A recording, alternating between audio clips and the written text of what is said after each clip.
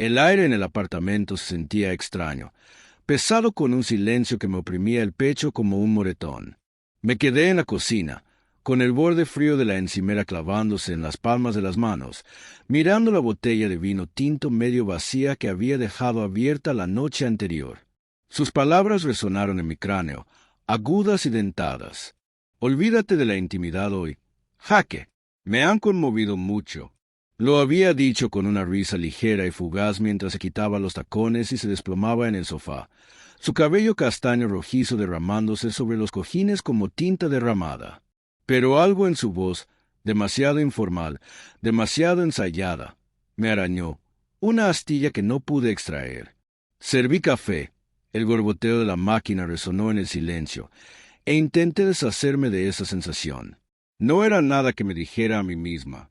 Laia era fisioterapeuta. Siempre tenía las manos sobre alguien, masajeando hombros, guiando extremidades, estabilizando pasos vacilantes. El tacto era su trabajo, pero la forma en que sus ojos se desviaban al hablar, la forma en que sus dedos se detenían en su teléfono antes de guardarlo en su bolso, parecía un secreto que me retaba a revelar. La luz de la mañana se filtraba a través de las persianas, pintando el suelo de madera con franjas doradas y sombrías. Me dirigí a la sala, donde su bufanda yacía arrugada en el reposabrazos. Su aroma floral, tenue, pero lo suficientemente intenso como para herir. Llevábamos 3 años juntos, lo suficiente para conocer el ritmo de nuestros silencios. Pero este era diferente. No era la quietud de la comodidad. Era el tipo de silencio que se produce como una pausa antes de que estalle una tormenta. «Buenos días», llamó Laia desde el dormitorio, con la voz brillante pero desgastada, como si se esforzara demasiado. Salió envuelta en un suéter gris que le colgaba suelto. Su rostro estaba enrojecido por el sueño o algo así. «Te levantaste temprano». «No podía dormir», dije, mirando sus manos mientras arreglaba el pelo. Sus uñas, normalmente descubiertas, estaban pintadas de un carmesí intenso, nuevo y desconocido. «Largo día ayer». Se congeló solo por un segundo, luego sonrió. «Sí, agotador. Clientes consecutivos. Me están matando las manos». Flexionó los dedos y noté un leve moretón en su muñeca, pequeño pero vívido, como una huella dactilar presionada con demasiada fuerza en su piel. Mi estómago se revolvió.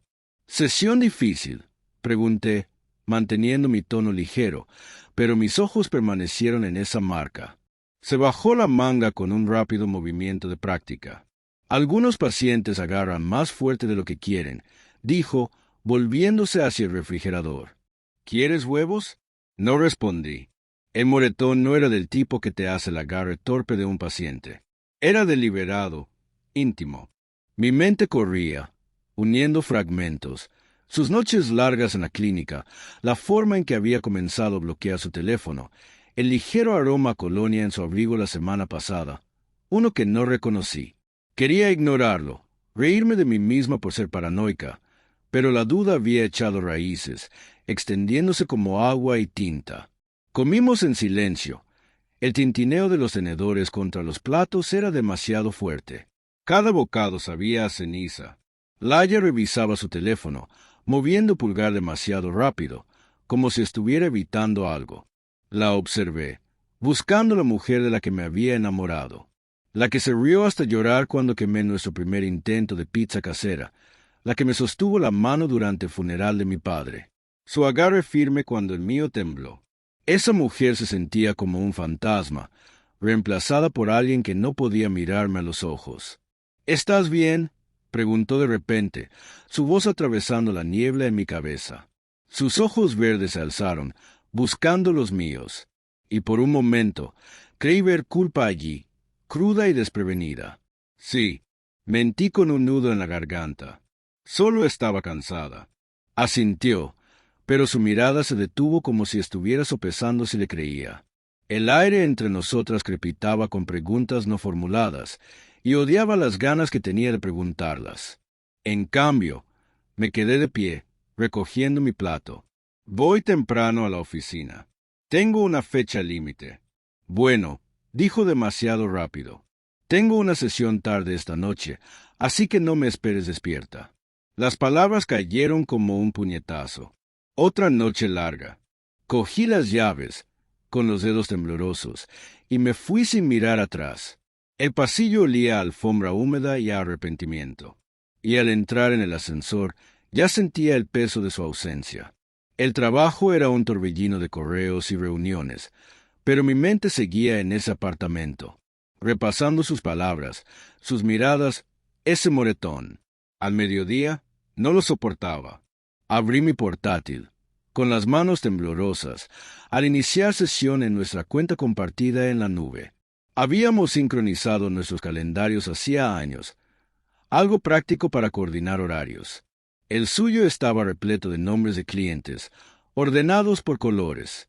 Pero una entrada me llamó la atención. Sesión con té a las 7 de la tarde. Sin apellido, sin detalles, solo una letra. Mi pulso latía con fuerza. Nunca había abreviado así a los clientes. Me dije a mí mismo que no era nada. Errata, un paciente nuevo. Pero mis dedos se movieron antes de que mi cerebro pudiera reaccionar. Abrí su correo electrónico. Nunca antes había fisgoneado, y la culpa me quemaba, pero necesitaba saberlo. La mayor parte de su bandeja de entrada eran facturas triviales y confirmaciones de citas, pero un hilo enterrado en una carpeta etiquetada como trabajo me detuvo en seco. Sin asunto, solo una cadena de mensajes con alguien llamado Tyler. El último enviado anoche. No puedo dejar de pensar en ti. Mañana a la misma hora. Mi visión se nubló. Las palabras me quemaban. En mí, repasé el hilo. Cada mensaje como un cuchillo. Me hace sentir viva de nuevo. Jaque no sospecha nada. Mi nombre, crudo y traicionero, me devolvió la mirada. Quería gritar para lanzar la laptop al otro lado de la habitación, pero me quedé allí paralizada, con el corazón latiendo tan fuerte que ahogaba el bullicio de la oficina. No recuerdo haber conducido a casa. El apartamento estaba vacío. La bolsa de deporte de Yaela había desaparecido. Me quedé en la sala, en un silencio sofocante, y vi el cargador de su teléfono en la mesa de centro. Lo había olvidado. Mis manos se movieron por instinto, agarrándolo, desenchufándolo, como si ese pequeño acto pudiera desentrañar la verdad. Pero entonces lo vi. Un trozo de papel doblado escondido debajo del sofá, apenas visible. Me arrodillé, rozando el borde áspero, y lo saqué. Era un recibo de un bar de hotel del centro con fecha de la semana pasada. 2 bebidas pagadas con su tarjeta. La fecha, las 10 de la noche, cuando me dijo que trabajaría hasta tarde. Me dolieron las rodillas y caí al suelo. El papel se arrugó en mi puño. La traición ya no era una sospecha. Era algo tangible, un peso insoportable. Cuando Laia llegó a casa esa noche, yo la estaba esperando. El recibo estaba en el mostrador, una acusación silenciosa. Se detuvo en seco, abriendo los ojos de par en par, y luego entrecerrándolos al verlo. Jaque. ¿Qué? ¿Quién es Tyler? Mi voz era baja, firme, pero temblaba por todo lo que contenía. Ira, angustia, la desesperada esperanza de estar equivocada. Su rostro se arrugó un instante antes de enderezarse. Un cliente, dijo, pero se le quebró la voz. Jaque, está haciendo ridículo. Entonces, ¿por qué está su nombre en tu correo electrónico? Me acerqué, con el recibo ardiendo en la mano. ¿Por qué dice que no puede dejar de pensar en ti? Se estremeció, con la respiración entrecortada, y en ese momento supe que la verdad era una cuchilla que cortaba cada excusa, cada justificación. No lo negó. Se quedó allí parada, con las lágrimas aflorando, las manos retorciéndose como si pudiera desahogar la culpa. No quise decir, para que sucediera. Susurró, y sus palabras me rompieron algo. Fue un error. Jaque, te juro que te amo. Quería creerle. Dios, quería. Pero el amor no deja moretones que no te pertenecen. No se esconde tras teléfonos cerrados y trasnochadas. Me di la vuelta con el pecho apretado y caminé hacia la puerta. Necesito tiempo, dije, con la voz apenas audible. Al adentrarme en la noche, con el aire frío mordiéndome la piel, me di cuenta de que el giro no era su traición. Era mía, porque en mi bolsillo, arrugada y pesada, había una carta que había escrito semanas atrás, confesando mis propias dudas, mis propios momentos de debilidad con una compañera de trabajo que me escuchó cuando Laia se detuvo. No la había enviado.